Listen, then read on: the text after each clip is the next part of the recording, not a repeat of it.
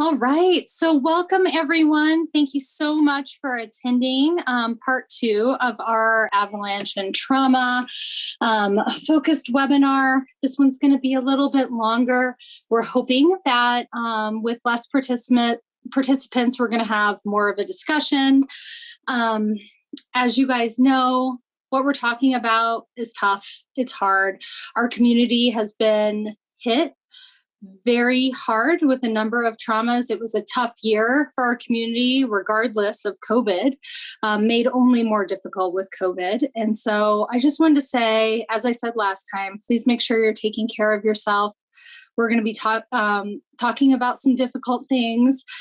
Eagle Valley Behavioral Health is recording this webinar. So if there is a time that you need to walk away and you're afraid that you're going to be missing some material, just know that it'll all be recorded. You can always come back. So take care of yourself. If you need any additional support, please don't hesitate to reach out to the Hope Center.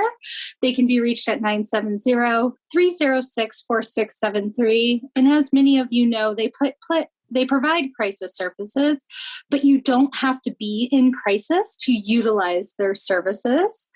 And I am so excited to once again introduce Jenny. Jenny's a licensed professional counselor living in Durango. She has a very lengthy bio that I read off last week, and I'm not reading it again, although the amazing parts are that she does tons of outdoor activities. This isn't a clinician who's sitting here theoretically telling you about the love of outdoors, the impact of trauma, and how to integrate that in your life. This is someone who is one of us that's from a rural mountain community and understands how these types of trauma are interwoven into our community and how impactful they can be. And it's just always so great to hear from her. And Jenny, thank you so much for joining us again. And I'm going to turn it over to you. Okay. Thanks, Casey and Casey.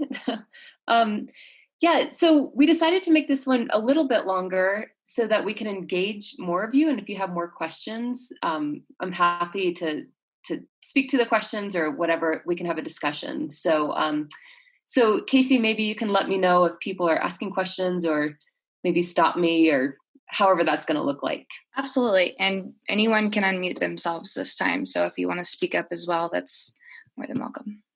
Excellent. Thank you. All right. So we only got through a few slides last time, and I'm not going to go back through them, but today we're going to focus more on some of the questions or some of the feedback that you guys were asking for. So 4 specific ones were, can you speak to the symptoms of trauma, which we'll absolutely do today. We'll spend a lot of time on that. And then make this specific to avalanches and backcountry skiing, which we'll absolutely do. And then concrete skills on how to help somebody or help yourself in the face of PTSD symptoms. And then also, there's a question that I thought was a great question. What if trauma is reoccurring? And if so, how do you manage with reoccurring trauma? So we're going to speak to all of that today, as well as many other things. So I'm just going to go through quickly. I mean, we talked, for those of you that weren't here, we talked about why we're out here, what flow state means. And basically when we're out in the backcountry, whether it's skiing or swimming or playing chess even, we get into this flow state, and that's what brings us out. And some of those qualities of flow state are connection, curiosity, compassion, clarity, courage, calmness. So that's why we get out here. And we talked about healthy and unhealthy risk, and then talking about emotions and what the wisdom emotions give us. And then we went through grieving, which is a big part of trauma. And grieving is about loss. And then, of course, survivor guilt and shame. So that's a lot of information from last time. But I think it's going to be important for us to talk about what shows up in our body and how trauma affects us in our body so that we can then work with our trauma to then heal from it. And there's a lot of science here, and slow me down or stop me and ask me any questions or be like, okay, that's enough science. Let's get to some other things. So this is an important slide because it talks about the biology and what happens, why we get affected by traumas. I know we ended on this one, but I think it'll be important to start with this one because it will transition us into the rest of the body. So I'm going to move this somewhere down here. So if you could, Casey, can you see my mouse when I move it? Okay. Yep. Okay. So if we look at this as a continuum of trauma or things that happen in our life. So down here, this is before our threshold. We're in the cool system or the ventral vagal system, which we'll talk a little bit more about that. But this is more in that flow state. So all of our the systems in our body, so our digestive system, our endocrine system, our reproductive system, they're all working in a healthy way because we're not being affected by our environment quite as much. So we talked about, okay, you can still have anger and anxiety and sadness. You can experience the emotions in this state, but you're able to work with your emotions in a way that they don't overwhelm you. And so like we use the example, anxiety is a motivating emotion. So we experience anxiety around a test to say, oh my gosh, I need to study so that I can take this test and pass. Like tomorrow I'm taking my WFR, my Wilderness First Responder research. And so I'm nervous about it because I've completely forgotten so much of it. And so I need to study for the test tonight so that I can pass the test tomorrow. Or you think about learning how to ski or learning how to snowboard. I mean, I remember snowboarding for the first year or two. I was really nervous before going out because I knew I was going to hurt my body, my wrists and my tailbone. And but that anxiety was motivating for me to get out and do it. But where we get in trouble is if we get beyond our threshold, and everyone has a different threshold for what they can handle. So for some people, their threshold may be, oh my gosh, I'm taking my WFR test tomorrow, and that throws them into a trauma response. Or for some people, oh my gosh, going snowboarding, like that's the most terrifying thing in the world. So I'm absolutely not going to do that. So that's way beyond their threshold. So what that means, we have different intensities, and we talked about this last time, but we have the intensity of the trauma, the duration of the trauma, and the frequency of the trauma. So low intensity, high frequency traumas may be, let's say you're out in the backcountry, and I'll try to use some more backcountry experiences. I used to fall a lot in deep snow, and so I would start to get scared that I was going to fall and I couldn't get up. And so I would start to experience some low intensity, high frequency traumas. I mean, they were manageable. They were closer to my threshold. But basically these experiences these traumas are related to physical safety, but also emotional safety. So emotional needs meaning to feel capable in your environment, that you're able to achieve some kind of success, that you're cared for, you belong to a group, you have some kind of power or influence, control, stimulation of your mind and body, some kind of pleasure, that your reality is understood, you're competent, seen as worthwhile, safe, secure attachments to others, and a sense of purpose. So many of us, maybe like I think about environments that could create low intensity, high frequency traumas. And I think about school environments that I went to public school my whole life, and I was terrified of tests and being wrong and not being successful and not feeling cared for. So school for me was a lot of low intensity, high frequency traumas. And so we also have, down here on the spectrum, we have more of the high intensity, high frequent traumas. So that might be, when I think about combat vets, or I work with a lot of ski patrol, and they see a lot of pretty intense accidents. Fire, first responders. So they're out in the field and they're experiencing a lot of death, a lot of pain. And so they're maybe more up on this high intensity, high frequency trauma. So I'm going to stop there, and I'm noticing people jumping on. Are there any questions right now? I just permitted them to talk, so their names are popping up. But okay. So now they can unmute if they want. Okay, thanks, Casey. So, and I also want to be really clear. A lot of people do live in this cool system a lot of the time. Like, they may not get over into the low intensity, high frequency traumas quite as much. So some people that walk into my office who have been in an avalanche, it may not create PTSD symptoms for them. Like, that might be a trauma that or an experience that they went through, but it didn't create PTSD symptoms. Where some people may have fallen on their snowboard and that was so intense for them that, like, they're coming in wanting to work through that. So I want to be really clear. It depends upon your history. It depends upon your experiences. And I'm going to throw a therapist term out there, like the amount of shame in your system. And so, I'm not going to give details of this because I can't tell you the exact research, but I was talking with a therapist, a trainer the other week, and he was talking about the difference between Hurricane Katrina and then also the tsunamis in Thailand. And he said that the study he was reading was that the tsunami in Thailand, there wasn't a whole lot of PTSD that came out of that tsunami because of this collectivist culture that really mitigated shame.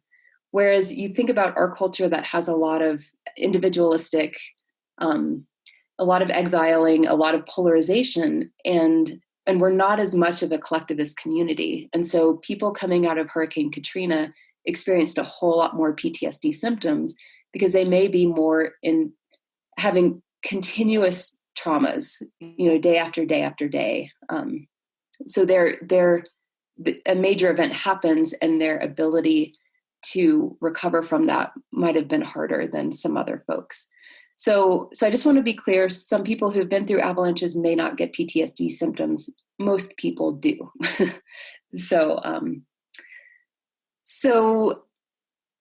then I'm going to go to our behaviors, and we went through this quickly last time, but I want to really honor that our emotional behaviors are really, really important, and I'm so glad that we have them.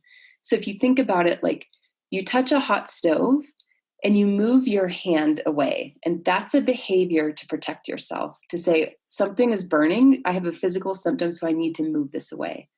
And so these behaviors that we engage in, these emotional behaviors, are really important because they let us know something's going on, or some needs are not getting met in our environment. And so we need to listen to these. We look at these as red flags. Like, I love it when people come in with lots of behaviors, because I'm like, oh, look at all the openings we have. These are total trailheads.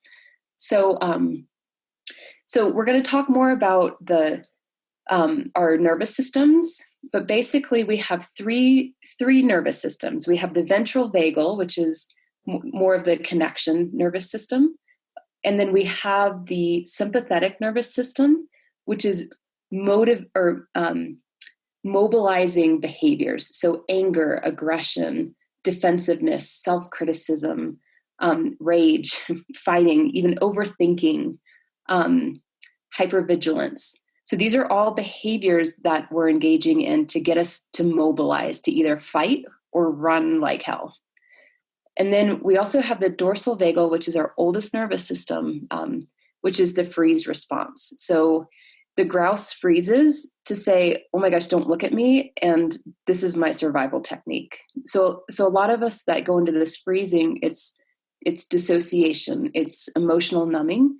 So using substances or self-harm. So things to distract us from the emotion and to mobilize or to immobilize us, to make us freeze or numb or dissociate. So any questions there? Does that make sense to folks before we go on to trauma symptoms? Cool. Nothing in so far, Jennifer, so you're good. Awesome. Okay, so we're going to move into more like the symptoms of trauma. So an event happens beyond our threshold, and these are pretty typical responses that that therapists really look for with trauma. And we'll get more into the symptoms associated with avalanches. And they get categorized into 4 different types of symptoms, and we can get into that in a little bit. But maybe just take a moment, whether you've been in a traumatic situation, whether you've been in an avalanche or an outdoor accident, and just take a look at these symptoms and just see if you've noticed these in yourself, or if you've noticed these in a partner or a family member that has experienced something traumatic. And I show this list to a lot of clients, and a lot of them are like, oh my God, like I see most of these. And so I'm going to go to, let me see if there's something I wanted to say. I think a lot of people, when they have trauma symptoms, sometimes the symptoms don't really match up with like an avalanche or the trauma that they experienced. Like some people maybe experience insomnia and they're like, that has nothing to do with an avalanche, or, nightmares or shame or worthlessness. And I do want to speak to feelings of being out of your body. Dissociation it's becoming more and more popular. I'll speak for myself. Like I've been reading a lot more about dissociation. It's becoming more talked about and less shamed in our culture and more recognized.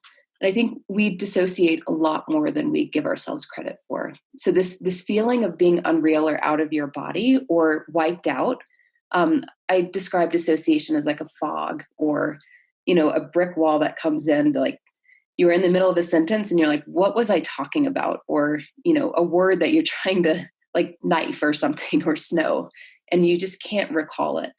So dissociation is very common, and we're going to talk about that more with our thinking brain and how our thinking brain can really dissociate us out of protection. So some trauma symptoms that I've come across a lot with avalanche survivors, and I'm going to add family members of folks who have passed away in avalanches, which is really sad. So I just want to hold that for you all.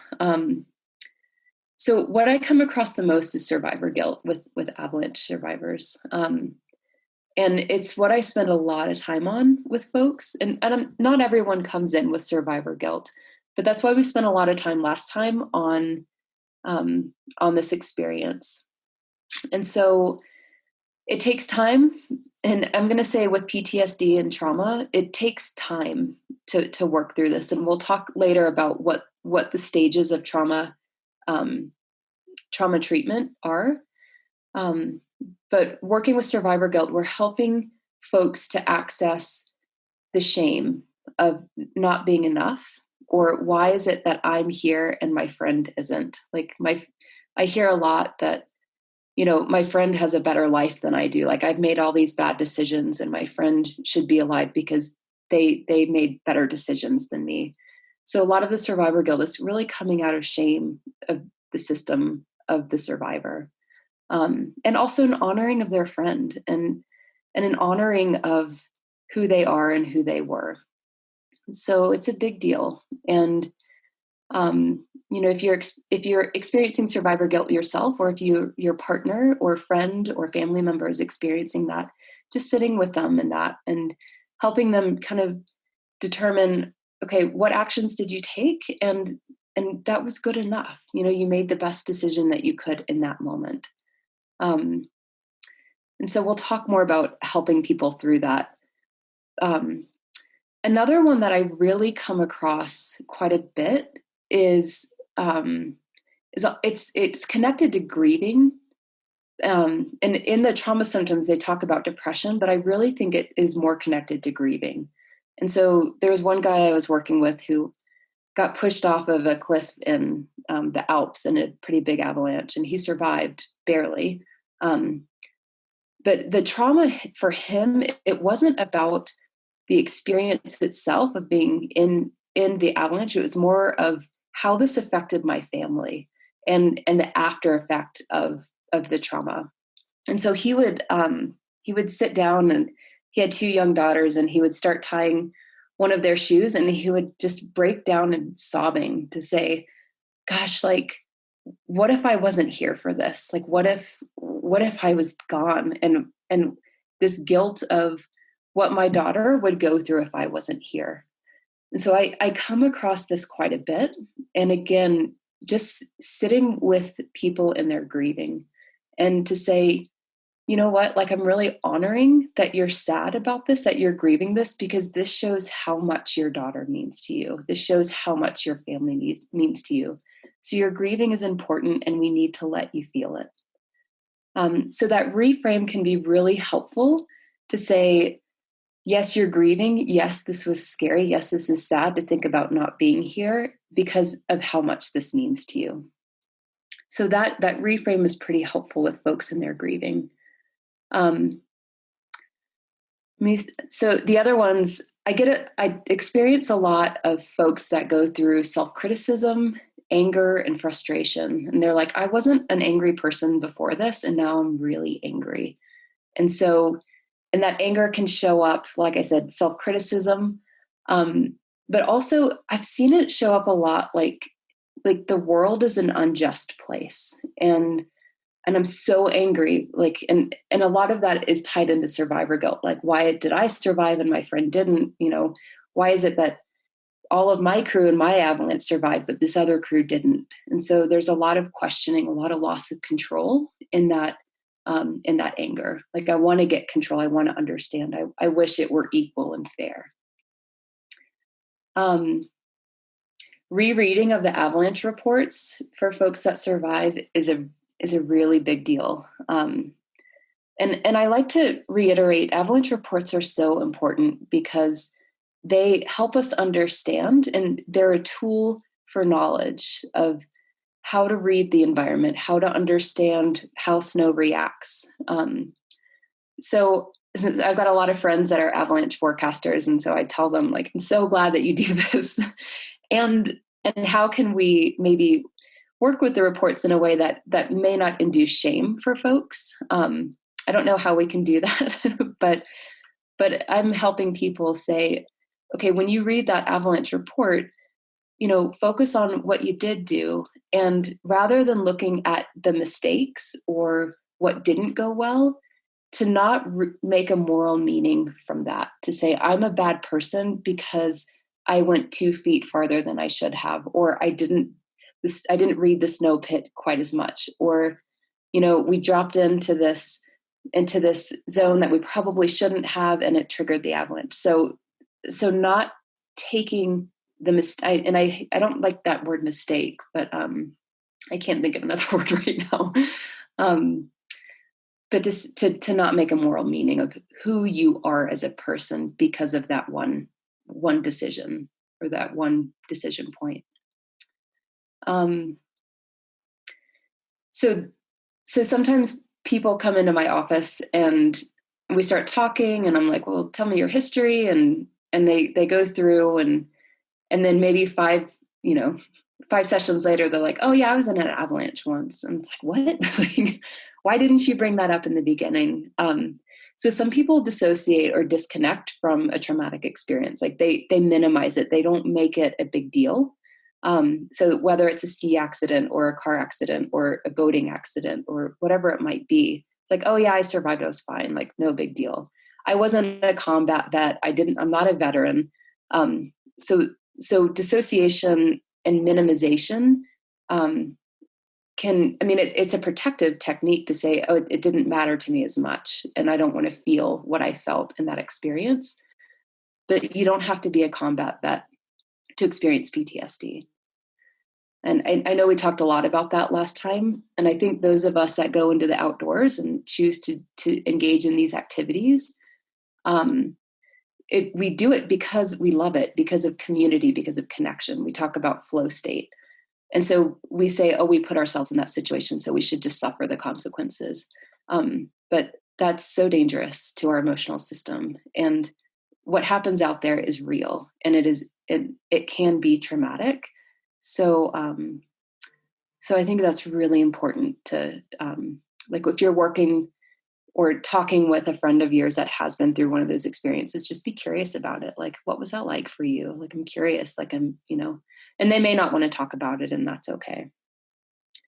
One other one that I'll go through, so we'll talk about this more too, but our traumatic experiences are usually not stored in our prefrontal. It's usually stored in our kind of limbic system or amygdala in our brains.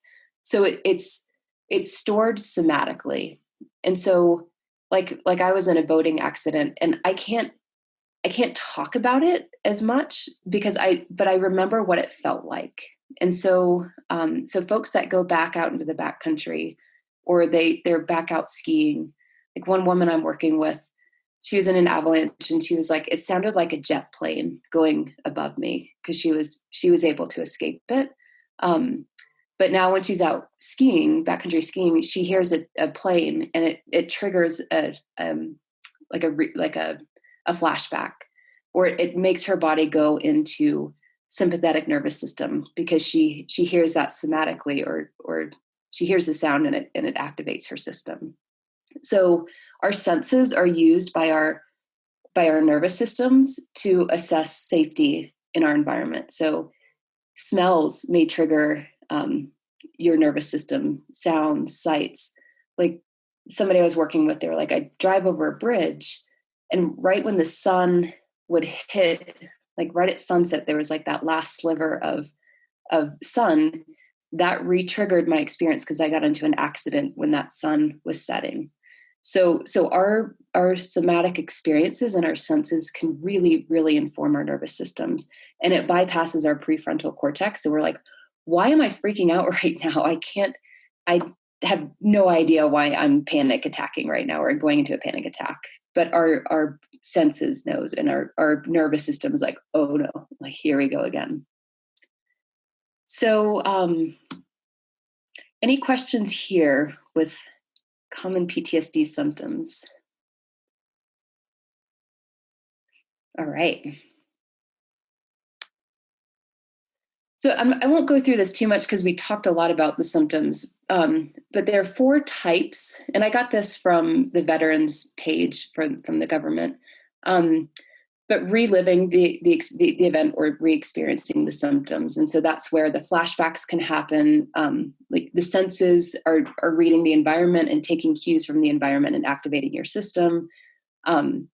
News reports, we talked about avalanche reports instead, like having friends go through an accident, or friends that, get involved in an avalanche. So somatic experiences, avoidance is a big deal with symptoms. Like I want to avoid the event. So maybe I won't go back into the backcountry, or I don't want to talk about it, or, I don't want to watch a movie of skiing right now. And then keeping busy is a big avoidance strategy. I've noticed a lot of people tend to go into overworking, or, like overly focusing on something else to avoid feeling. And then negative, or like changes in beliefs and feelings. So this is where like that survivor guilt, or, I used to love skiing, now I hate it, or I used to love boating, now I don't even want to think about it, or anyone associated with boating, or beliefs of self. I used to be really like a confident skier, and now I've been through this, and now I am so terrified out there. So, and then being keyed up. So we talk about our sympathetic nervous system, which is hyperarousal, and that's a product of our nervous system to say, I need to mobilize for danger. And so a lot of people after, that experience PTSD symptoms, they may be like overworking in this jittery place, or just like wanting to sit in a corner to where they can see this. That's a combat vet, pretty typical for vets. Like they want to be in the corner to where they can see everything around them and be in control, because being in control is a big emotional need that we have. So, and somebody had asked before about PTSD symptoms in children, and yeah, because children, we talked about this last time, you don't come out of the womb talking. So a lot of times children, especially young children, if they experience traumas, they have no idea what's going on because they need an adult to be able to explain the experience to them. And so, so they may, and I don't work with young children, so I don't see a lot of this, but, this reluctance to leave their parent. And I do want to say trauma doesn't always mean physical, it means emotional traumas as well. So, like disconnection from a caregiver or, neglect or, just feeling like I'm not important or I don't matter in my family environment. So there, reluctance to leave, some shaking, trembling, catatonic. So children kind of like freezing. I mean, that's the ultimate dorsal vagal or freeze response is catatonia. Like you just freeze, or they don't want to speak. Bedwetting, sucking thumb, like, and I mean, children suck their thumb, but like excessive thumb sucking. Like phobias, like sometimes OCD will show up with children and it's usually related to a trauma. Well, typically related to a trauma. And then, as they get older, children like 12 to, middle school and older can look more, their symptoms can be more related to what we see in adults, but like 6 to 11, it may be aggression, isolation, again, irrational fears, loss of interest in activities that they were interested in before, poor schoolwork, feeling guilty about things that they can't make sense of, and a lot of complaining or like health conditions or health problems that may or may not be there. Because if you think about it, like if our nervous systems are activated a lot, then our digestive system is shutting down, reproductive system. So we start to get, health problems like, digestive problems or, I'm spacing on all the problems right now, but we've got a participant that says age 6 to 11 points are spot on. And I'd say that's true. They're pretty interesting. Awesome. Thank you. And, you could be seeing this for folks that have children that have lost a parent to an avalanche. They may be experiencing this because, again, grief is part of PTSD as well, or like losing somebody to a traumatic accident. It's like, it's hard to explain what happened to them. And a sudden loss can be very traumatic for a child. So I've worked quite a bit with children of avalanche fatalities, and it has a huge impact on them because of that sudden loss. So great. Well, thanks for the comment. So we talked a little bit about this, that trauma is stored in our body. I mean, the body keeps the score. I mean, there's been a lot more recent, like the last 20 years talking about, okay, not everything's in our head. A lot of trauma, a lot of experiences are in our body. So, and let me see if I can, okay. So our prefrontal cortex, like when it's online, that's when we're in the cool system. Like when systems are engaged, we can think clearly. It's like, oh, like I see myself as capable and I can give this avalanche presentation because I'm in my flow state right now. But if I were to experience a trauma, then all of a sudden my prefrontal cortex is kind of offline. And so I'm feeling things in my body. I'm feeling shaky. I'm feeling scared. I go through an avalanche and it's like my body is just like on fire. And so what happens is instead of the experience getting stored in our prefrontal cortex, it starts to get stored in the back of our brain, which is the older part of our brain, our amygdala, and even down to our brainstem. So, and I'm not a neuroscientist, like I just take information and try to apply it and try to understand it. So I'm gonna destroy this. But But essentially what happens when we experience a trauma, our brain splits or quote unquote splits. So we have a system that just wants to go on with normal life, to pretend that didn't exist. So we're going to focus on work. We're going to do what we need to do. I got to take care of the kids. I got to go to work. I got to, do my yard work. I got to do all the things that I have to do. And so there's this hyper focus on normal life. Whereas the experience that you went through, it gets kind of dissociated, like it gets shoved over into, they say, the right brain, but the body. And so the feelings are there, and our cognition is not being connected with the experience, or with the emotions. So, a lot of times people come into my office and they're like, I just want to focus. I just want to intellectualize this. I want to understand. And that is so important, because to understand, our brain needs to make sense of it. But what happens is that our brain tries to make sense of our emotions without the emotions letting us know what's going on. And so it's almost like we have true self, and then our brain parts, and then the emotions that offer wisdom. And it's like the brain's trying to talk to the emotions and then trying to translate for you, but the brain can't translate emotions the way emotions can speak to you. And so, so when people come into my office, we're trying to get the brain parts to hey, let's calm down a little bit so we can really connect with your emotions and these experiences, these somatic parts in your body, so that they can tell you what they're scared of. And then we can start to make sense of, oh, well, right now you're in the therapy office. You're not on your split board in an avalanche right now. And so the emotions still think that it could happen any moment. And so we've got to try to make sense of this through the brain. But a lot of times we have to get the brain to step aside in order for us to connect with those emotions. So if this happens, so again, when we experience a trauma, we have the going on with normal life, and then we have the traumatized experiences that get split and separated.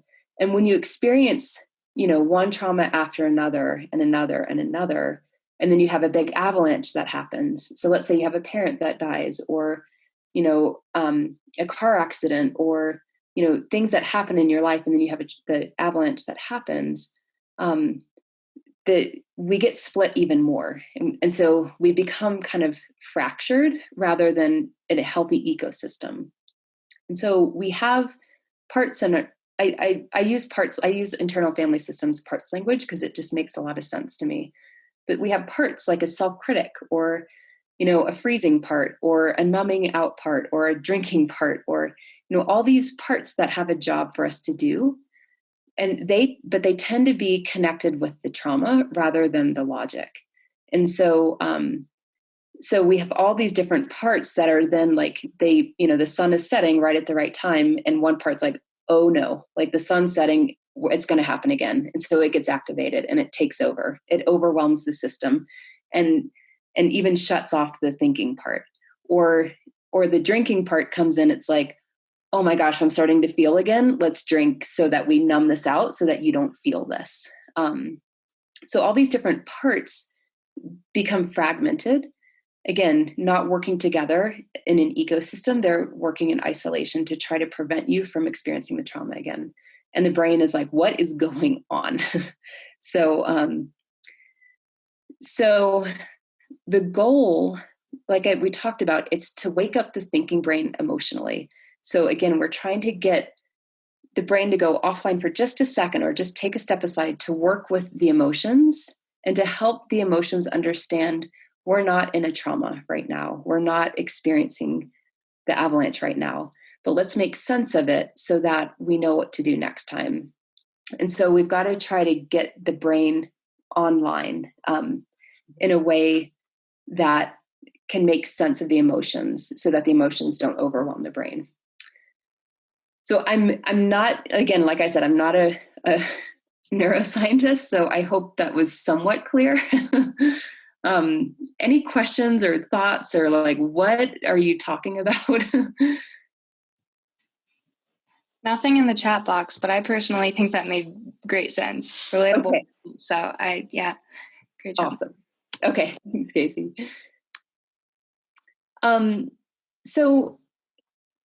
So we're going to go into, I think we've got time for this. So I think it's really, really helpful to understand what it feels like in the 3 different nervous systems. Because again, our brain, we start to feel something, like, let's say I'm on a climb and it's beyond my grade and I'm leading and like, oh my God, like, what am I doing? My mouth goes dry. I get Elvis shaky leg. Like I'm trying to reach for this hold and I can't hold my hand still. And I'm like, what is going on? But what's happening is that I'm in my sympathetic nervous system, but my brain thinks everything's cool. Like, whatever, you're on a climb. That shouldn't be happening. You're fine. And so what my job is to do is to go to my sympathetic nervous system and ask, like, what am I so afraid of right now? Or if I'm frozen and I'm catatonic on the climb, I'm like, I can't move right now. So I try to go into that system to say, what is going on? Like, what are you so afraid of right now? And so by bringing my cognitive awareness to my nervous system, that starts to get me into understanding, oh, I'm scared because I'm so afraid I'm going to fall like I did last time. You know what? Like, I've got the gear placed, like, my partner has me, I'm okay right now. Like I'm not going to die like I thought I was last time I was on here. And so if I can make sense of, oh, I'm so glad that you're scared for me.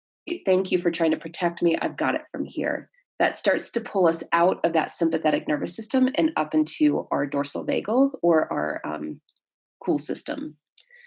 And so I'm not going to go into all of this information, but so I look at it like a layer cake, because this doesn't make sense to me.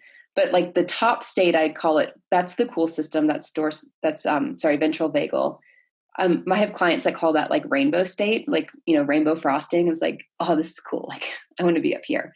And then so that's our most recently evolved state. So that's what allows us to be curious. That's what allows us to be confident, to connect with people, to play, like just to be in connection with self, other, and the environment, and in a capable way.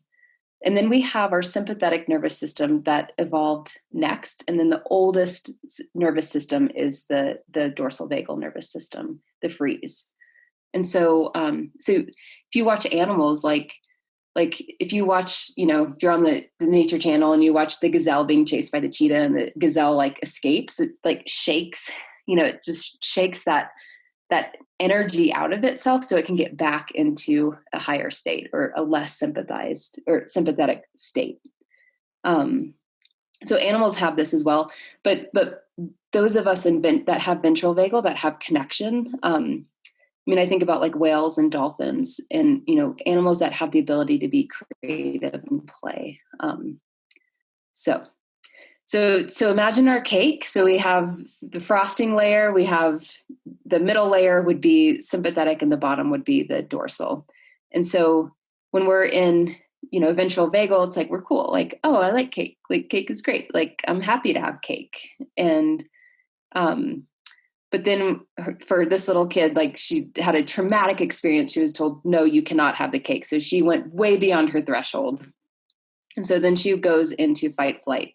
So she's experiencing anger, manipulation, like, I'm going to crawl through the window in order to get that cake, or I'm going to beat myself up in order to like show my mom, this is what I need. I need that cake.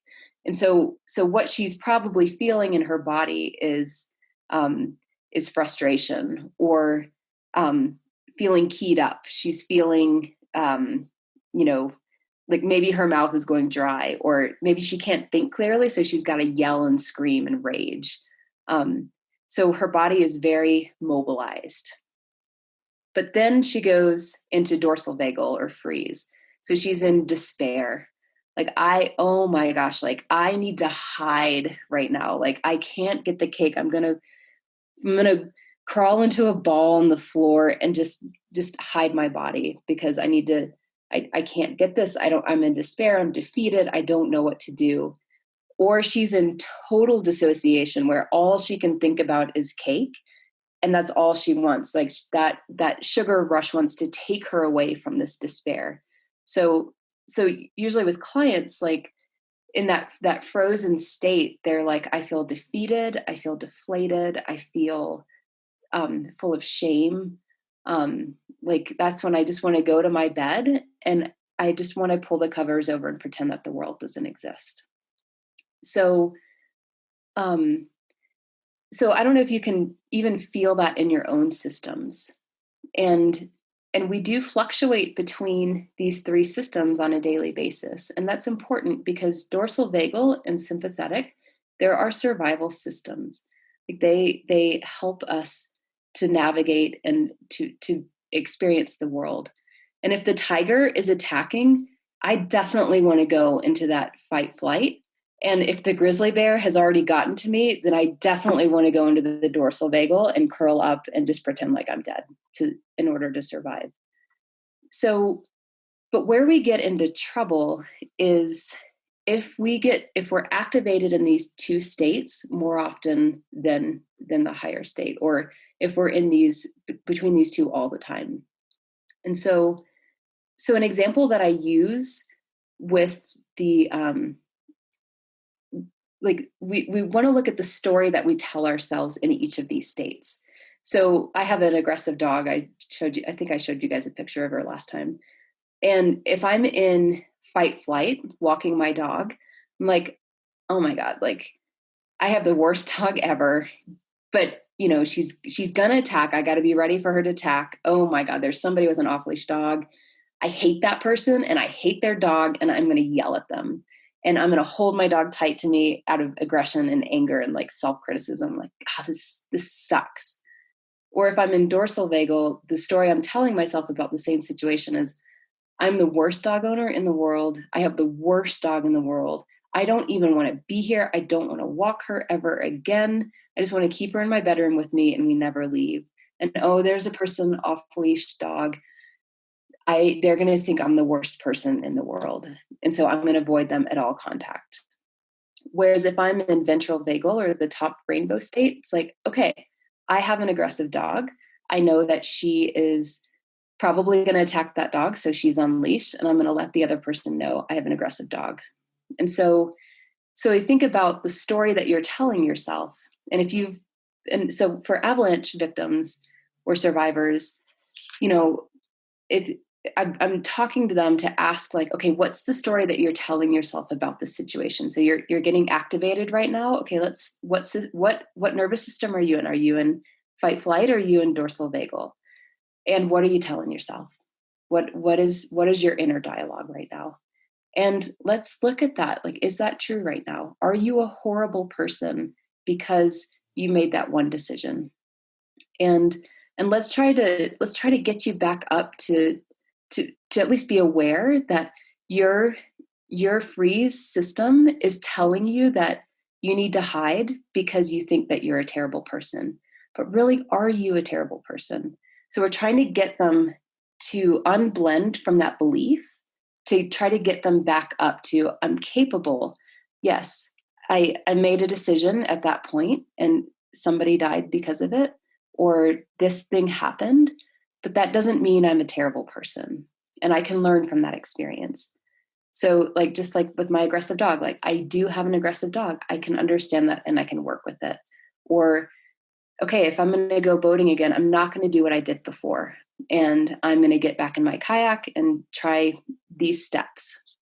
So it's important to recognize, to listen to our bodies, to say, rather than be disconnected from our bodies, to say, what state am I in and what am I telling myself right now? And that helps to get you into wise mind. It helps to get you into, I call like bird's eye perspective, to say, rather than being in the trees, let's look at the canopy. Let's look down on this experience and learn from it.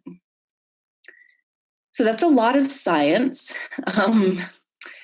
And when I get when somebody comes in, whether it's from a climbing accident or an avalanche or a car accident, whatever it might be, or even lots of small, low intensity, high frequency traumas, our first stage of recovery is to help the client, remember that the avalanche or the trauma, that's not typed up very well, but to help them not relive the experience every day. And so, so I'm helping them start to separate from, or to start to tell the story and to get more perspective of the story. And then we move into coming to terms with traumatic memories. And so rather than being so afraid and in a panic mode or in survival states, when we start talking about the avalanche, we start to get them back up into bird's eye perspective, into wise mind, to say, okay, I recognize that avalanche happened, and let me try to come to terms with what happened, and let me make sense of it and understand it.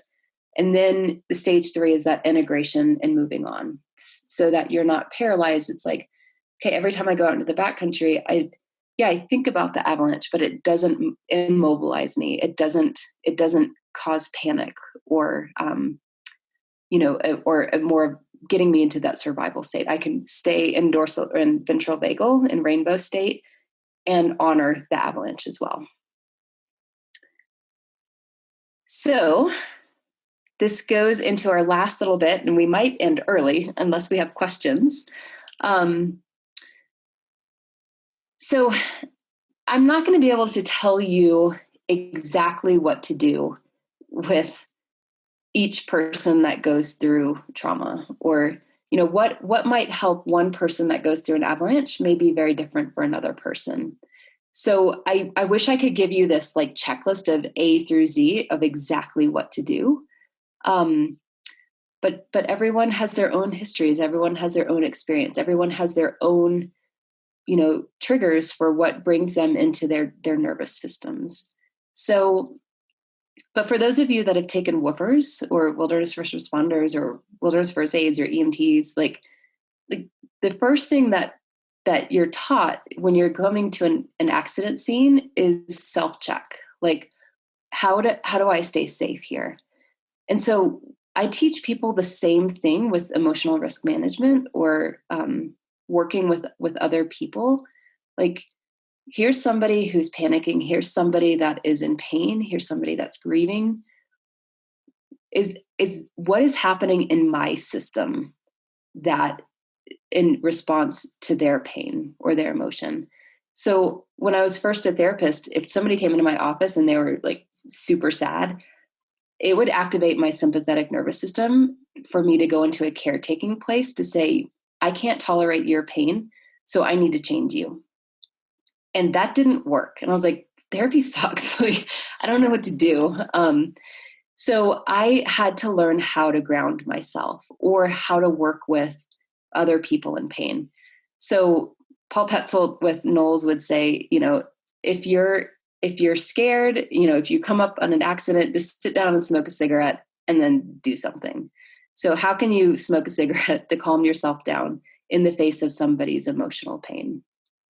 And in that, recognizing that their pain, their anger, their criticism, their frustration, whatever they're experiencing, that's really not about you.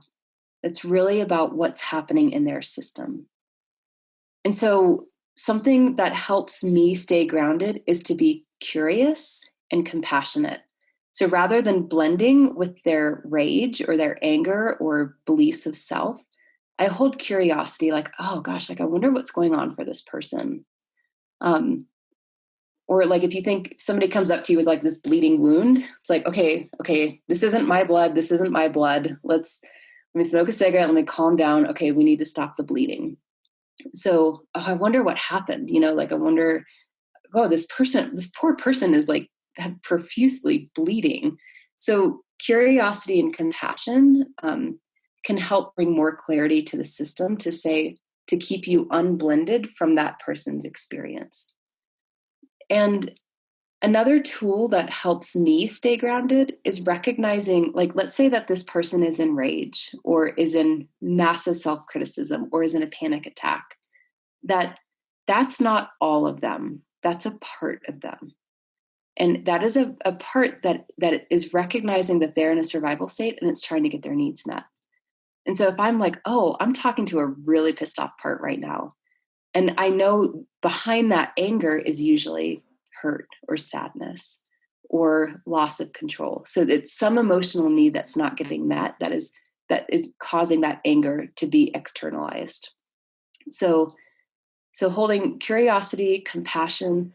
I'm talking to a part. Oh gosh, like I wonder what's behind that part. Oh yeah, it's probably a lot of pain, a lot of fear. So recognizing yourself first, and then some questions that you're not a therapist. Like, I'm not asking you to be a therapist, and like, it takes a lot of work to become a therapist. So holding that curiosity, like, rather than, like, they know their system usually, so maybe asking them, like, hey, like, I'm not really sure what to do right now. Like, do you have a sense of what you need from me? Like, do you need me to just sit here and just be with you in your pain?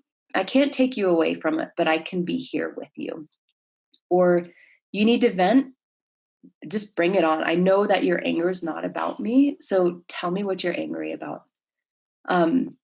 Maybe just using your observation skills to notice, like, you can get a pretty good idea if somebody's in fight flight or if they're in shutdown, because their behaviors are very different, right? Mobilization is more of that fight flight, whereas despair and slow movements or shame is more about that freeze. And if somebody's in freeze, they need somebody just to sit with them, just to be with them. Or because if I go into that joining them with, like, I need you to change, they're just going to shut down even more and disconnect from you. So if I can meet them in that experience and to say, it makes sense, like, I'm right here with you. I know I can't take this away from you, but I'm right here. And that tends to then elevate them up into fight flight, which is mobilization. So people go from shutdown to mobilization and then up to the top. So they don't go from the bottom to the top. They have to pass through mobilization. So somebody's curled up in a ball in the bed, sitting next to them on the bed, like, this sucks, like, I'm sorry. And then that connection then can help them get out of those covers to say, let's go on a walk right now. So then, helping them understand what's in their body, what are they feeling in their body? What is it that you're telling yourself right now? So what is the story that you're telling yourself in these different sympathetic nervous systems? And then this is harder, but helping them to, like, kind of debunk their shame. Like, you know what, like, that choice you made up on the hill doesn't determine who you are. So helping them unblend, like, you unblending from their shame first, and then helping them recognize that action doesn't determine who you are. And then the last piece, like, community, like, you guys are rallying around these experiences, all of the avalanches, many avalanches that happened this year, like, you guys rallied and you're like, you all matter. And whether those people who did survive the avalanche choose to be engaged in the community or not, like, they know that you're there. And so community is so, so important for trauma survivors. If a person's open to it, encourage them to find support. They may be like, don't tell me to go find a therapist. Everybody's telling me to go see a therapist. Like, okay, well, what about getting a group together just to go move your body? Because wilderness and movement, that moves people. Movement gets you out of immobilization. And so movement is so important. Or if you're in fight flight, it gets that adrenaline out of your system. So encouraging people even to find a partner to, like, okay, let's just go get on a bike and go on a bike ride. And then maybe collaborating with them, like, hey, what is something that you need that I can help you with? And making sure when you say I can help you with that, that is not overcommitting you. So this is a collaborative effort to say, okay, I'm not going to wake up at 6 every morning and bring you breakfast and go on a bike ride. Like, okay, that's too much for me. So what if we do this? What if I meet you for a bike ride every Wednesday morning and I'll bring breakfast burritos? And then absolutely, if they're suicidal, and like, call for help. And there's the helpline here. You guys have tons of mental health support in your community, and use it. So, well, we got through that. And the last piece, a lot of people that come in are like, what if I can never get back out there again? And that just breaks my heart when I hear that. And it is so amazing for me to watch people go through the trauma recovery and get back out there. And so I see it happen. I want to say every single person that I've worked with get back out. And they may not be doing like unhealthy risk lines, but they're getting out there and doing the things that they love out there. So it is absolutely possible to return. And I was talking with Casey and some other folks about maybe getting some folks that have gone through avalanches, even 10 years ago, and talk about their experience getting back out. So I have hope if you've been through an avalanche, or, you've witnessed your parent die from an avalanche. Like, there's a girl I worked with that was so scared to go backcountry skiing after her dad died, and we helped her to get back out there. So that's what I got. So that took just an hour to go through that. That was really good, Jenny. And, personally, I thought the ask and observe section on that's really powerful. Personally, I'd rather someone come to me and just sit with how I'm feeling and not project and try to fix it. Uh-huh. And somebody saying, I don't know how you're feeling, just let me know what you need. I feel like it would make me understand it better, how I'm feeling. So I really liked that section. But I don't see anything in the chat for questions. So if anybody would like to unmute themselves and ask anything, we've got a little bit of extra time, so you're more than welcome to do that now. And otherwise, you can always reach us at our email. And I also wanted to remind our community about Olivia's Fund. Olivia's Fund is a behavioral health scholarship program that is designed to provide barrier-free services to anyone who identifies as financial needs. And you can apply at eaglevalleyBH.com, and it's under the Help tab. And we've got over 60 providers, Jenny being one of them, and she's under Olivia's Fund and Mountain Strong. So if you guys are interested in that or other parts of the presentation, just reach out to us at eaglevalleyBH.org or eaglevalleyBH.com. And you're also welcome to reach out to me, and my email, it's Jenny, JENNY @jennyfiebig.com. So any questions too, you're welcome to.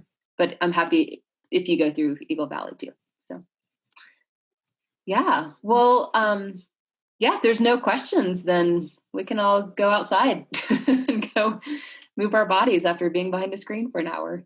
So yeah, thank you all for participating. I appreciate it. Yeah, thanks everyone. I'll stay on for a sec in case anybody does want to speak up and ask any questions, but yep. Thanks so much for joining, guys. Thanks, Jenny. Thanks, Casey. Do you need me for anything else? No, we should be good unless I can always forward you emails if anybody reaches back out. Okay, great. Yeah, Thanks again for doing this. We really appreciate it. Absolutely. It was great. Thank you. Thank you.